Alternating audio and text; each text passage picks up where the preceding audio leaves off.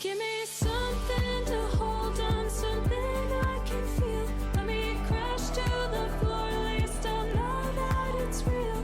Rock bottom is scary if you've never been before. 'Cause it's easy to lose yourself on the way down. Let me get to the part where I hit solid ground. If I know where I am, then I can start to heal. Give me something I can feel. Richa is sharing how others accommodated for her while she experienced prenatal and postpartum depression. Experiencing both prenatal and postpartum depression is called perinatal depression. A visual description of what Kriti and Richa are wearing is Kriti is wearing a light blue with white circles top.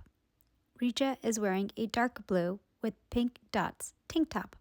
Kriti and Richa are sitting on a beige couch with blue pillows to their sides. Welcome to Breaking Barriers with RK. Well, welcome to my house this time. I love this It place. feels, Thank you. Yeah, thank you. Welcome back, everybody. In the last episode, we talked about the accommodations that I had navigated or advocated for. This time around, we're going to ask Richa about the accommodation she asked for, requested, and she wished for. But before we go there, Richa, why don't you tell us when you were on maternity leave? Prior to that, what was your role? What were you doing, and what type of setting were you working in? For the Chicago-based people, I worked at People's Gas, which is a natural gas company. Okay. And they're the gas company that's responsible for providing people in Chicago with their gas. I was on the corrosion team and engineering department. And I mostly worked on spreadsheets. It was mostly a desk job. I did go on the field maybe, I would say, once every 2 weeks. Okay. But it was mostly a desk job, running meetings, spreadsheets, typical engineering stuff. And then I did do some field work. Tell us about what happened after, you had your little one, you were, going through depression. How did you navigate work, and what accommodations did you have to ask for? During maternity leave, after having my youngest, I called my manager. I realized at that time I was going through postpartum depression, and I called him and asked him for possibly more time off than the 6 weeks that was given. And he told me that I would have to call insurance myself and figure it out. It almost sounds like the burden then fell on you to figure out what to do in order to manage postpartum depression and request more time off. Yeah. How did that make you feel? I was already going through postpartum depression, and I just did not want to deal with one more hurdle. Yeah. So I decided that I wasn't going to call, and I was just going to go back to work. And it was no fault of his. It was just the system that we're in. Looking back on it through my conversation with you, Kriti, I've learned so much. And I actually could have gone to HR probably and asked them what accommodations could be made for me. But I didn't know at that time, and I didn't want to deal with something else on top of my own mental health and trying to get better. I just didn't pursue it. And so I was like, well, I'm going to go back to work after 6 weeks. So in ideal scenarios, what would have helped? Let's say you were able to call all the shots, and what would you have requested? I would have requested more time off. Okay. I would have said, I want to go back to work when I feel I am healthy. And yes, that's the honor system there. When I was at that full mental capacity, I would have been ready to go back to work. And yes, I wouldn't have had an answer as to when I would be able to go back to work, but I could have done check-ins with my manager. And that's what the other thing is, like, when you were asked to go back, which was what, 6 weeks after? Yes. How was it at work for you? It was fortunately fine. And I was shocked on some days, like I was able to come back home and then sleep okay because I dealt with insomnia. Some days I came home with massive headaches. I think I was just trying to figure it out, just get through it. You were just like in survival mode, basically. Yeah, I was in survival mode. And I think every parent is, and especially in the newborn phase. Yeah. But I was in survival mode at a different level than I was with my first one. Part of your journey that you mentioned about job accommodation, and now that we're on the topic, there's this website called askjan.org. It's spelled ASKJAN, Job Accommodation Network.org, where it lists all the accommodations that have been or can be used depending on the condition. It's so easy to navigate. With mental illness or with any condition, there's the professional aspect of navigation, and then there's personal. Yeah. And so you're surrounded by family and friends and neighbors. How did you want others to respond or react when you share about your depression? I definitely wanted people to just believe and trust me. I think people who experience mental illness do go through this. Like, they just often are not, it feels like they were not believed. And it's what we are saying is true. And it's just based on, like, you really have to believe on what the person's saying.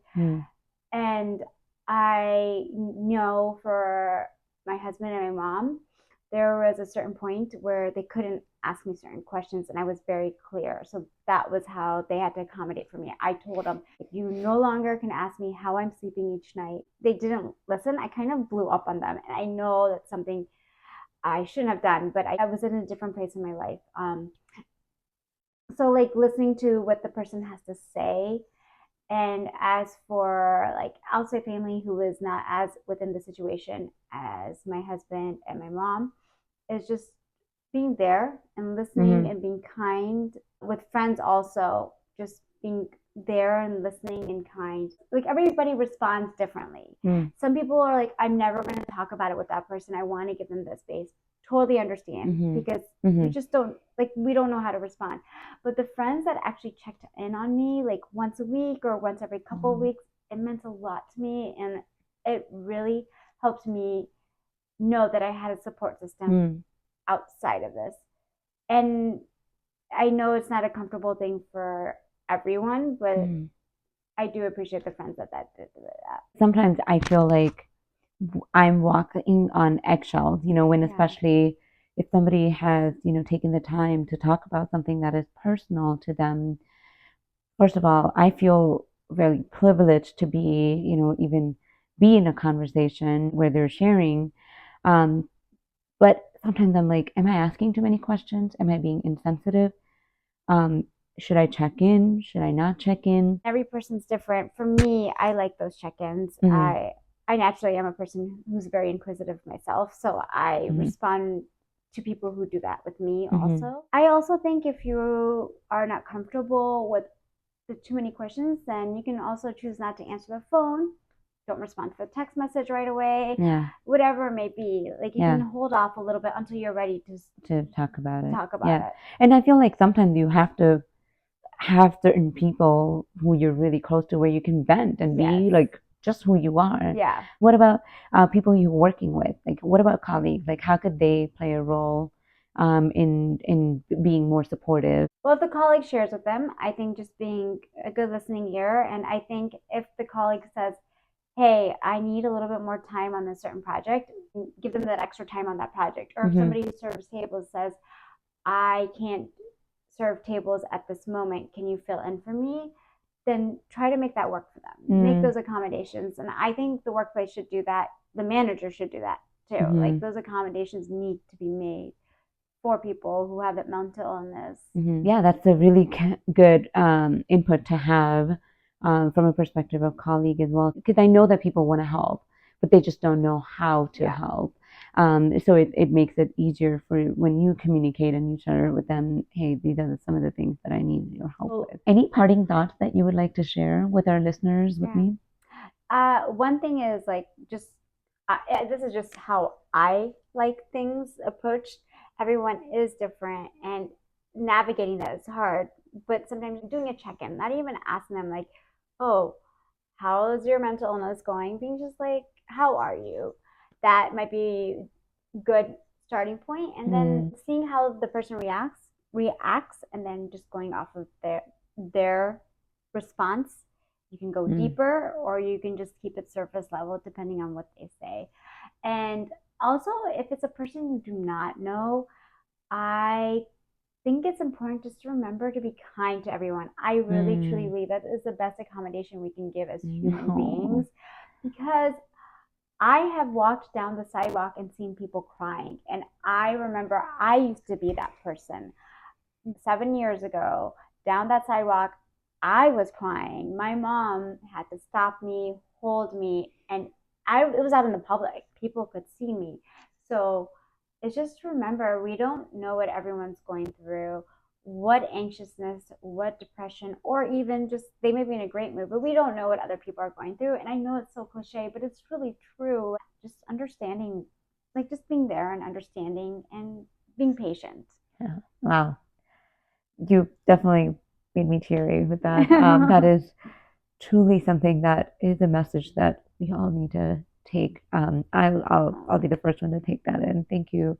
Thank you everyone for joining us today on this amazing conversation with Richa.